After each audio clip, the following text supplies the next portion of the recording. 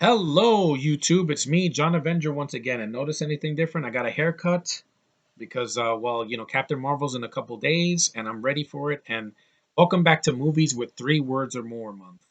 This time we're talking about a 2009 documentary, kind of like a musical, not drama, but like a behind the scenes film with the late great Michael Jackson. This is a film he did before he died. So that's one of the reasons why this movie has such a big impact as it did.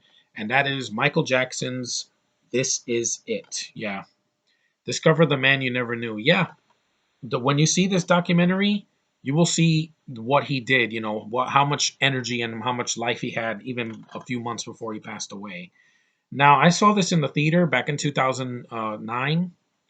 It was a really emotional time for me because that was like the end of the 2000s, and I was getting ready to see what the 2010s were about. And boy, was I let down by that. But this movie did not let me down. It's long for a documentary. It's 111 minutes. It's almost 2 hours long. It's basically like a full Michael Jackson concert, but it's not. It's a behind the scenes of what the rehearsals he did, the movements he did with the backup dancers, the songs they chose. Kenny Ortega was actually there. He directed the High School Musical movies, and it was going to be his final farewell concert before he retired, but that never happened because he passed away. So this was never made. This was basically a behind the scenes retrospective.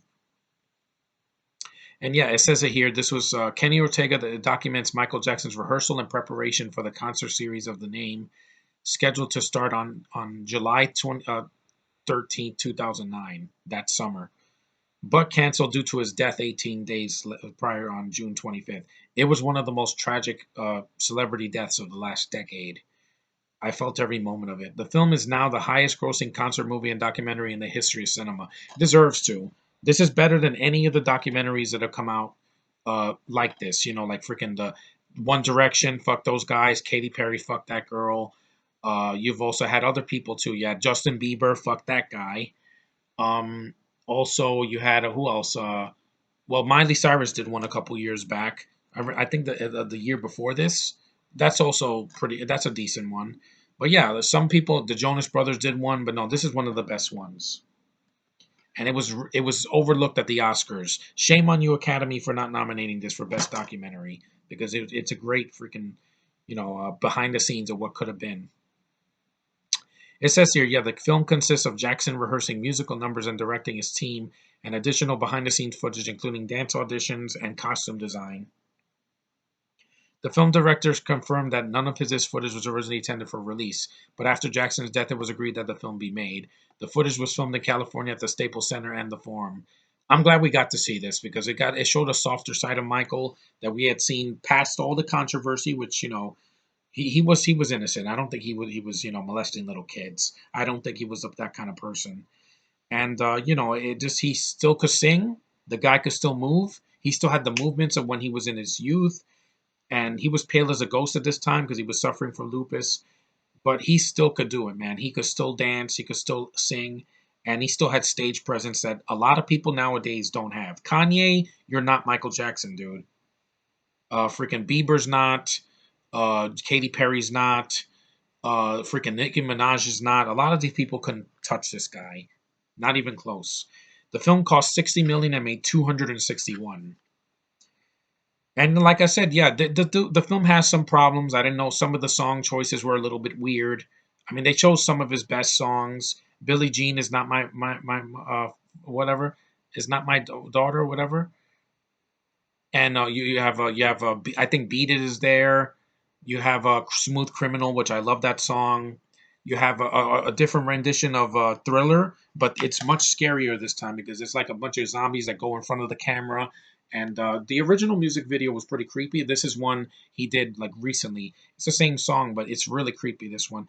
And the fact that this movie came out before Halloween was a testament that, yeah, it set a tone and an atmosphere that just really, really, it got me intrigued.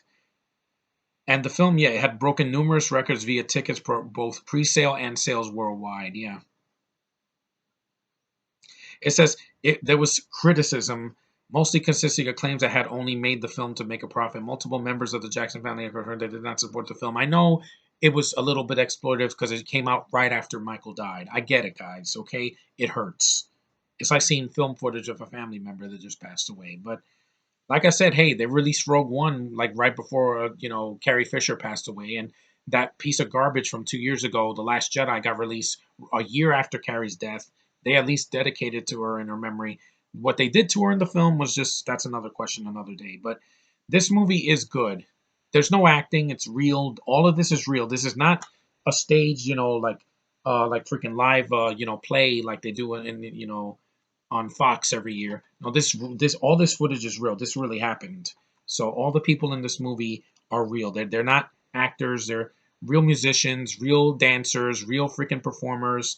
You see feel the real, like how people thought with last year when they saw "Won't You Be My Neighbor." It was a real footage of Fred Rogers, not a freaking actor playing him. And this film is great. Like I haven't seen it in years since I saw it in the theater, but I got to rewatch it. This year's going to be the 10th anniversary of the loss of the Prince of Pop, the King of Pop. My bad. And just to hear those songs again and to see it right in front of my face, older and wiser. And yeah, it will never, Michael, you'll never be forgotten, man. You left a generation of people with music that they will listen to till the very end. You transcended the genre. You were a man that, yeah, you had many talents. Even though you had a lot of controversy and problems, you didn't let that kill your career. You just kept going.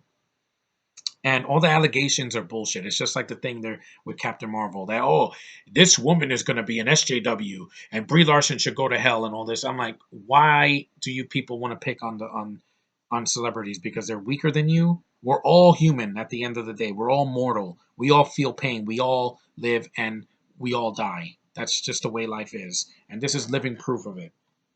Michael didn't know he was going to pass away in 2009. He played his heart to his heart's content in this movie. You can tell it's really him. It shows his humanity on screen, and that's something you can't duplicate with an actor.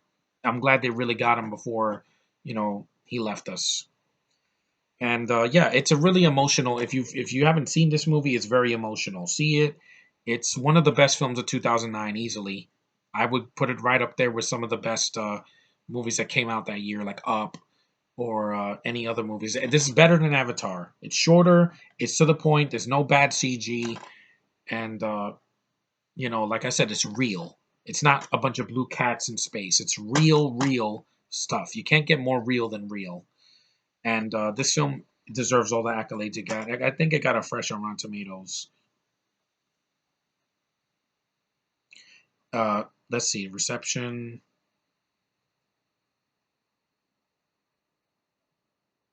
People said, "Oh, it's just an exploitation." What do you think KK Wars was for the past 5 years, guys? Just a way to make this 80%. The site consensus says while it may not be the definitive concert film, but soon, some will hope for Michael's This Is It packs more than enough entertainment value to live up to his ambitious title. Yeah, and it did not disappoint. Michael would have made one of the best like comeback concert ending tours of his career, and it would have been a nice bookmark to end his long, over 3 decades career, over 4 decades actually, because he was a kid singer in the '70s, I believe, and I miss him. I miss him a lot. We didn't realize what we lost until we lost him in 2009. We lost him and Farrah Fawcett in the same month, and it was painful. But the memories will live forever, man. Rest in peace, Michael Jackson. I miss your music. I miss your songs. I miss your freaking face. I miss the talent that you had, and you still had even when you were older. And this movie has some making of documentaries, so I'm going to definitely watch that sometime in the spring. He deserves it, man. He worked his ass off since he was a kid. When he was dark skinned black, and then when he turned white, and he still had it though. He still had the voice chops. There's a reason why his "ow" was just one of the most iconic things ever. If you've seen Moonwalker, you'll see what I'm saying. This is definitely better because it's more emotional. It tells the story through the music and through the rehearsal and all the movements and everything he does. I'm like, it does its job and very well. But that's Michael Jackson's "This Is It." I hope you guys see this movie. Watch it. 4 stars. Yeah, Roger Ebert. Yeah. Also, rest in peace. I agree. This is one of the best films of that year, and it wasn't even something with a Hollywood plot. It's real, and nothing gets better than that in cinema. When it really when you have a real feeling in your heart. But anyway, thanks for watching, guys. Take care. I will see you in the next review.